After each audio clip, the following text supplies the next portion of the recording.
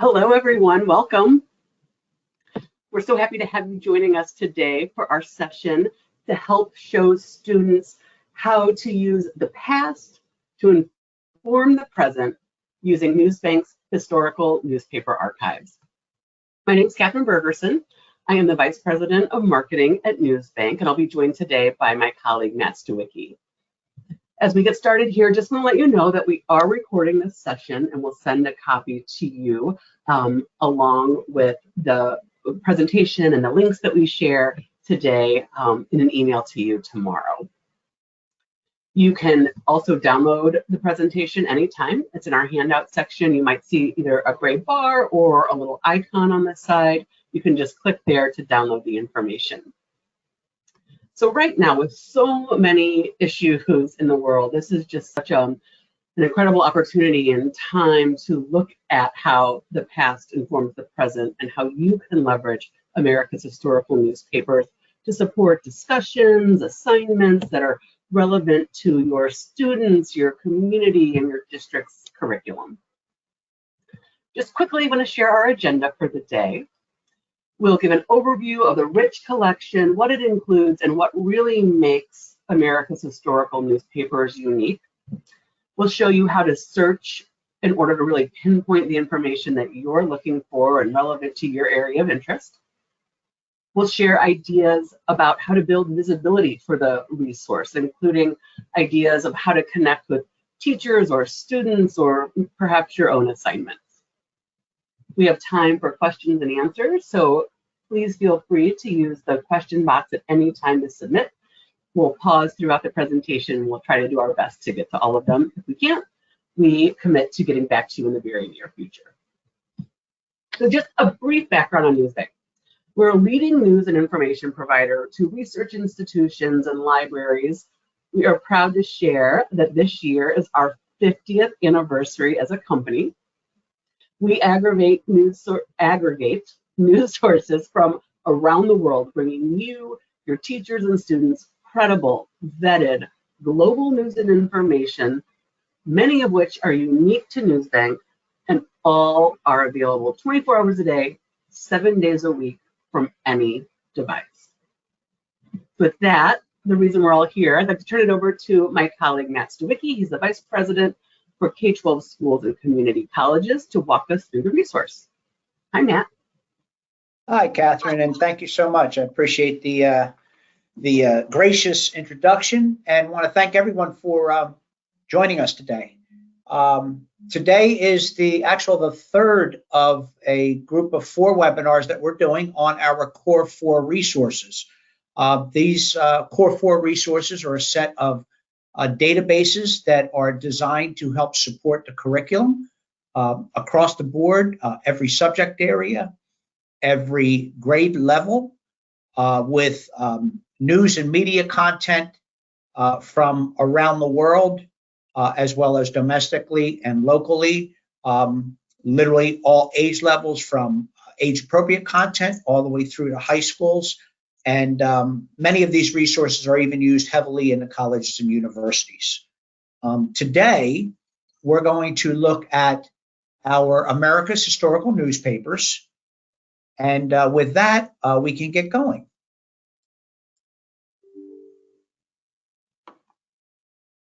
Okay, share my screen. Everybody see this okay? We do, thank you. Yes. All right, great. So this is your landing page for America's historical newspapers. It is a collection of roughly 448 historical newspapers from across the United States. They range in date from 1690 to 2000, 1690 being the very first newspaper ever published in the United States. Okay, you'll note with this collection, it has a unique interface, a timeline interface that highlights every major era in U.S. history. When you click on any one of these eras, and we'll start right from the very beginning, you'll see we've got 3 columns of information: government, military, political events, social, cultural issues, discoveries, and inventions. And again, it's kind of a pathway to discovery. You may have heard me say that before. So example is, if I wanted to see what did the early colonial newspapers look like? If I click on that, it gives me a summary here of this event in history. So it is a secondary source. That is followed by all primary source documents that have been pulled to support this event in history. And if I didn't find what I was looking for, I have some additional searches. So, example, if I wanted to look at the mission statement of the very first newspaper published in the United States, I can simply click that, and up comes that article exactly the way it was published and delivered over 332 years ago, back on September 25th, 1690. Public Occurrences was the very first newspaper published in the US, but it was only published for one day because the British read it, didn't like what it said, and burnt down the presses. You'll note here, I've got the breadcrumbs that bring me right back to where I was. So if I go back to my timeline, you'll see I'm right back to where I started. Going through this example, I go to World War II, you'll see the exact same setup. So no matter what era in history you click on, you will get to that information, okay? And it will be organized in the exact same manner. So example here is in World War I. If I wanted to look at sinking of the Lusitania, okay, click on that. There is my summary, followed by those articles and the searches. So I can click on that article and it will give me that information exactly the way it was printed in the newspaper that day. You can see that. And this from the Bellingham Herald, May 7th, 1915. Okay. Tools for the user across the top. So I can view more articles. So this will bring me right back to those articles around this timeline. I can search the page or the issue for more information. And the reason that's showing is you'll note the entire issue of the newspaper is loaded. Everything, the classifieds, the cartoons, the advertisements. Okay, information on where did I get this specific article. Okay, so it's from page 1 and it continues on page 3. I can create the citation, and if we use EasyBib, RefWorks, or Noodle tools, I can export to that tool. So here is your MLA 9 citation right here. I can copy and paste that, put it anywhere I wish. I can email this to someone. Who do I want to send it to? From me, I can include a message, and it will send the link to this page. The user gets it, clicks on it, it opens directly up to this. I can clip a portion of this article out. So maybe I'm doing that essay around this article, and I want to include this top caption. So I can, as you can see, size it, print it, download it to PDF, or save it to Google. So I'll just download it to a PDF. I can include the citation. And when I click download, what that will do is you'll see here, it's actually clipping this off the page right now for me. And it creates a nice, clean PDF for me to use. I realize it's hard to see, but my citation is right there. So very easy to use these historical image edition newspapers. Again, I can print the full page or the clip. I can download it. Copy link. So this is a Doro link. So when I hit copy link, I can now put this into a lesson plan. I can put it up on a whiteboard. I can share it via email, send it to a student. I can send it to a parent. Whenever they click on it, it will always open to this article. If you're using Google Classroom, this will look familiar. You could download it into an assignment. We also work with some other LMS systems that we'll talk to a bit later. And then again, we have the full issue of the newspaper loaded. So I can peruse it page by page. I could jump to a page this way, or I could jump to a page using my thumbnails. So example, showing you we have everything loaded. if I click on page 2 here,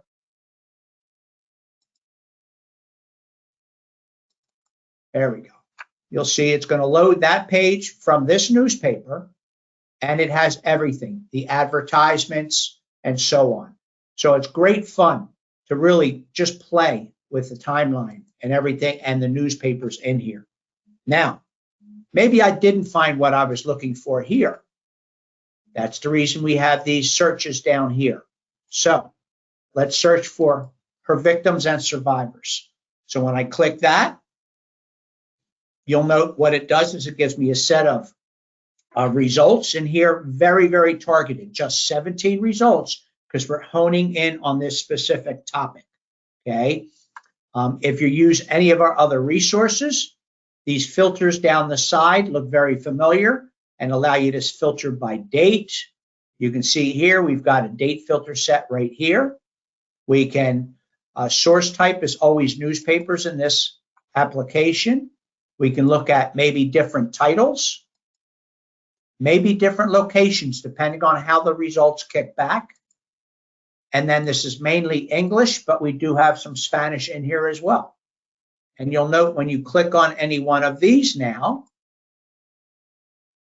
it will open up and give me the results. So there is that specific title, in this case, out of the Albuquerque Journal, May 10, 1915, with the survivors. So again, very, very targeted. Go back to my timeline, and everything is exactly the same. Now, last thing about the timeline is if there's something you're looking for and you don't find it, if you let us know what that is, we'll actually create that and add it. So example would be right here, America's Girls Professional Baseball. When I click on that, one of our users last year came to us and asked us if we could create that for them. So we did. Now, one of the other things we're also doing now, if I expand on this summary, you'll note we now have comprehension questions and additional projects that we'll make suggestions on to help the students hopefully get a little more engaged. Do they understand what they read and so on? And then you'll note exactly the same design here, the primary source documents and the searches. We're up to about, I want to say 200 or so of the topics in the timeline that have questions right now. And if you're studying a topic and you want us to add questions, let us know. We'll do that. That's how easy the timeline is to use. I'll pause here and ask, are there any questions? Thank you, Matt. Yes, we do have a few questions. Any tips to help us when searching historical documents as language changes over the years? Yes, we actually have in our resource center, which I know is going to be identified later in this presentation, we do have a set of search tips for historical documents. So it gives you the variant. So instead of, for example, automobile, we may recommend that you use motor car. So we do have search tips there, and I'll actually get into another search tip when we get into our keyword searching in a little bit. Excellent, thank you. A question about citations. Plans to provide a citation for the information included. Can we talk about citations is what I'm taking away from this? Okay, so yes, so every article within the database, whether you search it out or you click on something here, for example, we have created the citations for you automatically. All right, so it's not something the students have to do. And you'll note, I'm just going to click on this article and click on citations. We have all these different citations types available. So whether it's MLA, whether it's APA, you'll note that citation is available. You can highlight and copy and paste it, or again, download it to any of the tools we give you to use there. Thank you very much. Okay, Yes, I think that's it for now. We can move on and we Okay. can pause again. Great, thank you. So now I'll get into the keyword searching, and that was a perfect question about search tips. And are there, things that you can do to get better results in historical newspapers? So one of the search tips I like to give here is if I wanted to search out the word Constitution, okay, you'll note here the spelling in the Constitution is C-O-N question mark Titution. So I replaced the S with the question mark. That question mark means any character. Now, the reason I've done that, and I'll hit search and we'll explore this a little bit, is because back when newspapers were first being hand typeset and so on, there was a problem with the letter S, okay? So I did this search and I automatically default to the newest articles first, and you'll see no problem with that letter S in the article. But if I resort my data to oldest, you're going to see a different look for that letter S, okay? And it's what's considered a long S. So if I click on this article right here, and that is from the Boston newsletter, okay? I realize this might be a little difficult to see, so I'm going to click on page 1. And you'll note that in the title of the Boston newsletter, note Boston. It's considered a long S, okay? So this, by putting that question mark in where that S would appear, it guarantees I'm going to get all the results for the word Constitution. Now, if I just put the regular S, some of them may show up because, again, historical type print and so on, it's not always 100% match like it is with ASCII or full text articles. But that's just one search tip on a way that you can make sure you find your data. And the reason they started using this long S is because when the S was in the middle of the word, the head or the tail would often break off when it went to print. And that stuck around until into the late 1700s, okay? So you can keyword search any article you wish, all right? I'll go back to my results here. And when you do a keyword search, that's where these filters will come in handy. Again, you can filter by date, okay? Put in my own date range. Source type is always newspaper. I can go to a specific year. And when you click more options here, you'll note this is going to give me my results by year. So I can see the number of results I get by year, okay? And all of a sudden things start to open up. Did something happen in here in 1776 where I've got more and more results, right? Okay, I can go to the source name if I wish. So there's a specific title I'm looking for, I can do that, okay? And by clicking more options, that'll show me all the different sources. So I've got over 3 million results and over 1,200 different sources. So you can simply just start typing in the source you're looking for. And as you can see, it started going to the Miami Herald for me, okay? Source location. So again, we're pulling information from across the United States. So if I wanted to hone in on a specific area, maybe I want to get to Pennsylvania only, okay? I can click. I put in the P, it brought me to Pennsylvania. I hit apply, and now I'm getting results just from Pennsylvania. And now you'll see, now it loads those cities. So if I wanted to go to Philadelphia only, I simply click Philadelphia, and that'll filter out all the other results. And now I've only got results from Philadelphia, okay? Now, if I enter a filter by mistake, I can click the X up here, click clear all, and you'll also notice they show down here where the filter is applied, okay? So I can clear my filters out that way and get right back to my original set of results. Again, multiple languages, mainly English, but There is some Spanish and a splattering of some other languages here and there. Article type, we periodically will clip out and identify the type of article that we've identified, and that'll bring you to that article type. So if you only wanted advertisements, you could do so. Okay. And then errors in history. So these are the errors in history that are on the timeline. I can go to any one of those, or I could go to a presidential error.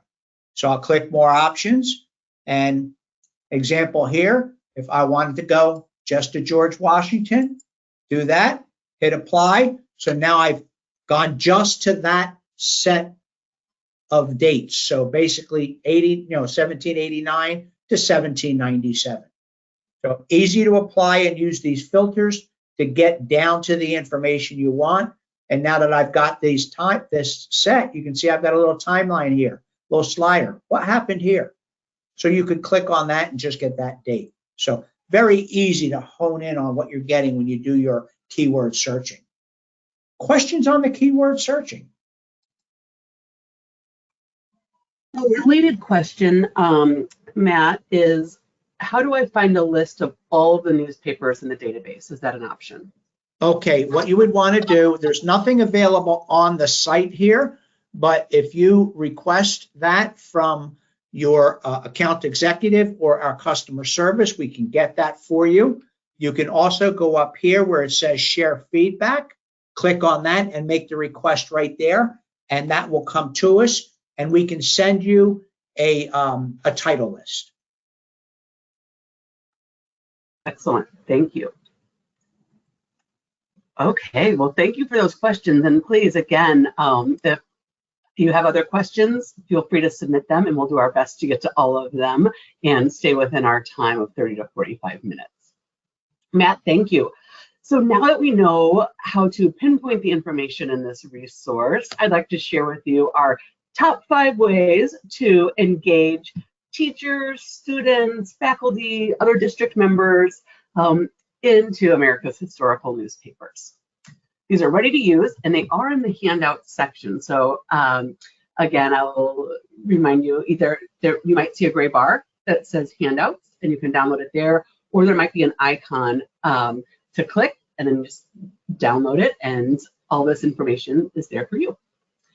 So number 1, building an online presence. Of course, the more places you can link to the resource, the more likely it is that people will discover it. So if you do on your website a featured resource of the month, or did you know, here you can see a school in Ohio placed it in a section called History, Geography, and Culture. We have others that placed it in their primary source collection.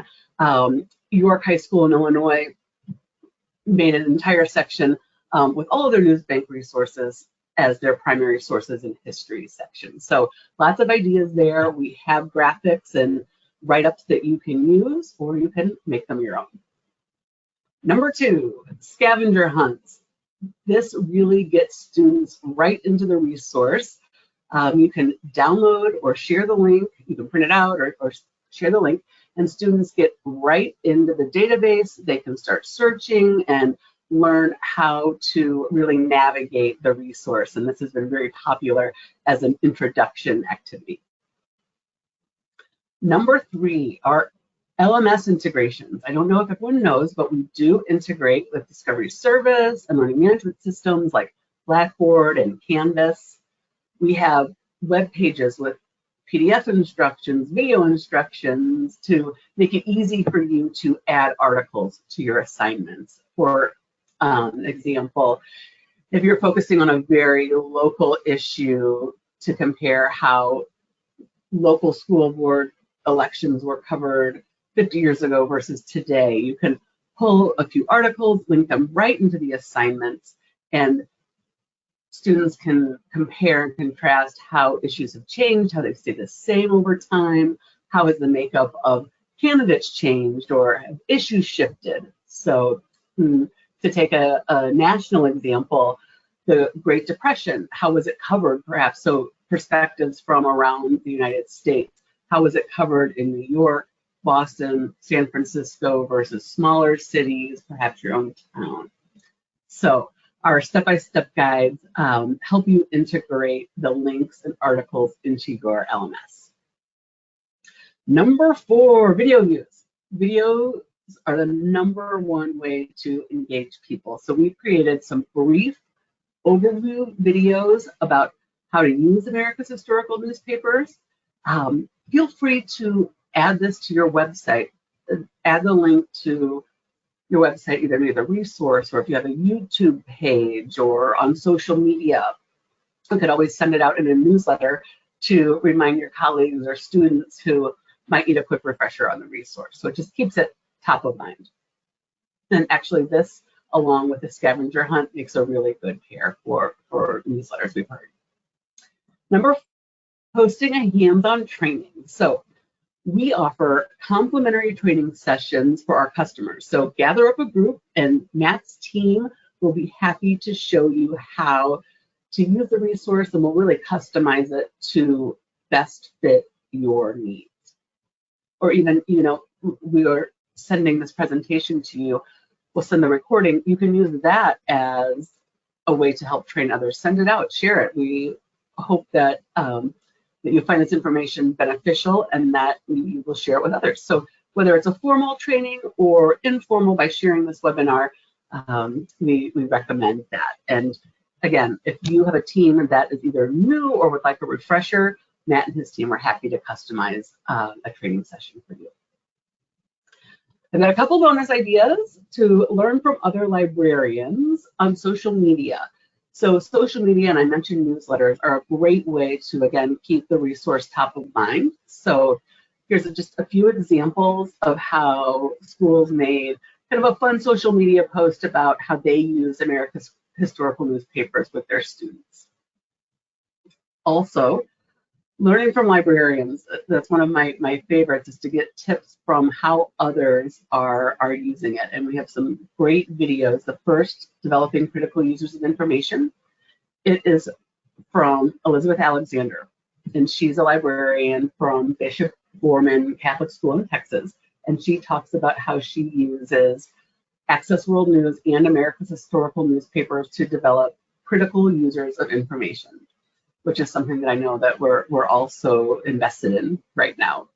And the second is a story from Kelly Vikstrom-Hoyt, who is with the Overlake School in Washington. She was actually the News Literacy Project's 2021 Educator of the Year, and she shares her story about how she uses this resource to help teach information literacy.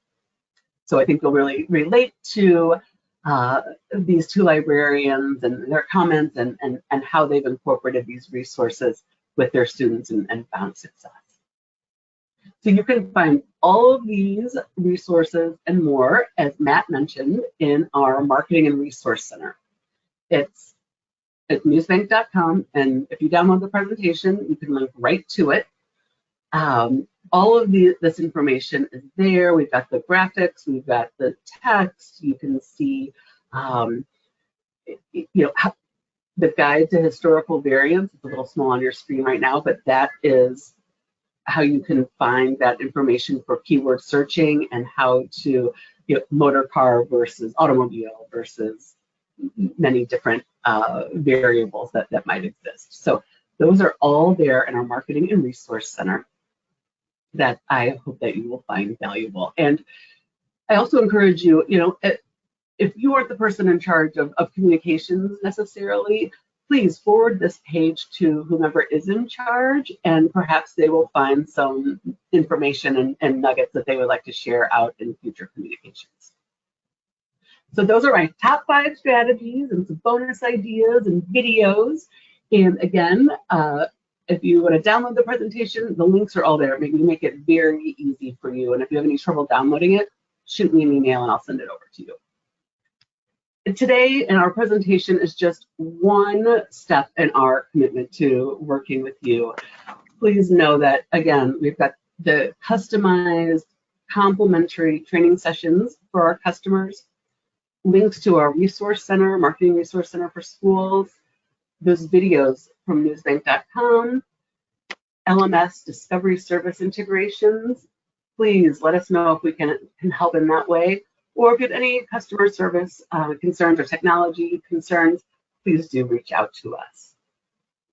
On behalf of the NewsBank team, we are so appreciative of you spending part of your day with us. We have a brief survey. Please let us know how we did today, how we can improve in the future, and thank you very much for your time. Have a great afternoon.